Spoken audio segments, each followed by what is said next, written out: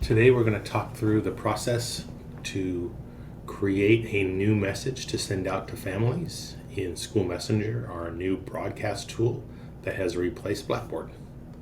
So we're going to go right down here to Applications at the very bottom left in PowerSchool. You'll launch School Messenger. This is not the message sender. We'll talk about that in the fall, but School Messenger. So if you click on that, it'll open up a new window for you in School Messenger. This is going to look fairly similar to Blackboard in a lot of ways. So we're going to go right over here to this new broadcast. I'm going to click here. So we have to give it a name. So I'm going to say, welcome back to school. You have to give it some kind of name. It's a general message.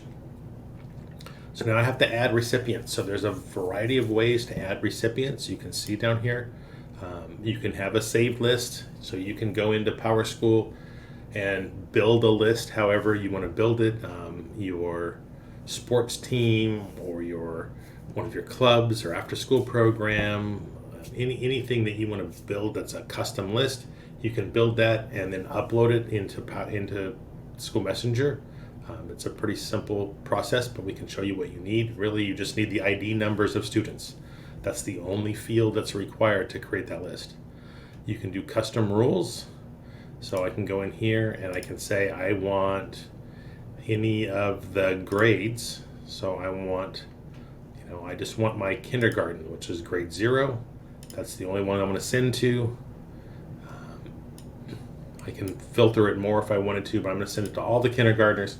Mine will look a little different because I have the entire district is my school, so I have every kindergartner right now. Yours will be a little smaller list.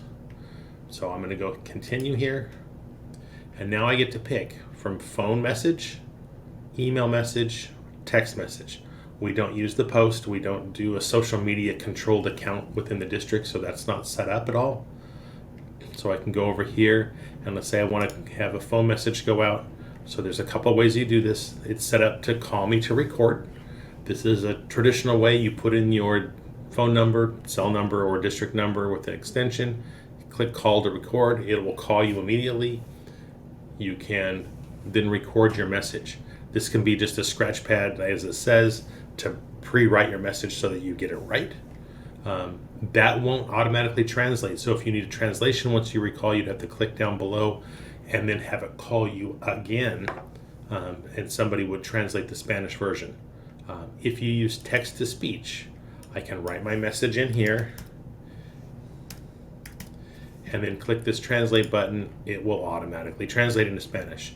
Just know that if I type up here and I do this automatic translation, it is a very crude translation. It's kind of a very literal translation, so it's not grammatically correct in Spanish.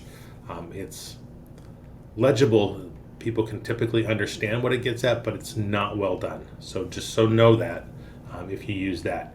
So I'm going to click save right now. So my phone message is done. I've got a green bar.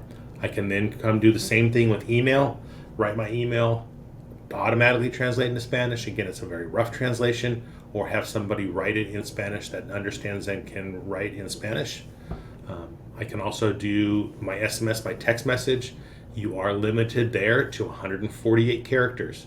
Remember that characters are letters, punctuation marks, and spaces. So all of that counts as a character in computer speak. So it's not just 148 letters, but it's everything that you use. So that message has to be very brief. Again, you can click to have it translated in Spanish. I'm going to click over here. Let me write my email first. One of the things it does, it will use your email right up front. Our policy, we don't want your email in there, so click this little blue use default email. That's where everything will come from. If you want to have it reply, like your principal says, hey, we want people to send us information back, that's fine. You can click on an email here to have it reply to there. Again, write your email. Oops. You can automatically translate it, or you can type in your translation. Again, we only have Spanish at this point. If you wrote out your message in the phone message, you can click right here to paste that same message over here. If you wrote a nice, beautiful message and you want it.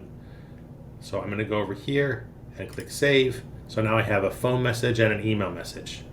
So I'll go ahead and click continue.